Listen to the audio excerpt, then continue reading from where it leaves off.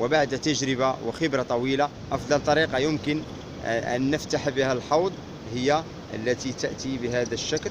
مثلا هذه القطعة تتمدد وتتقلص، فيقول الخبراء إذا أردنا أن نزيد من طول هذه القطعة أفضل طريقة أن نمددها ونتركها على هذا الحال لفترة فيزيد طولها.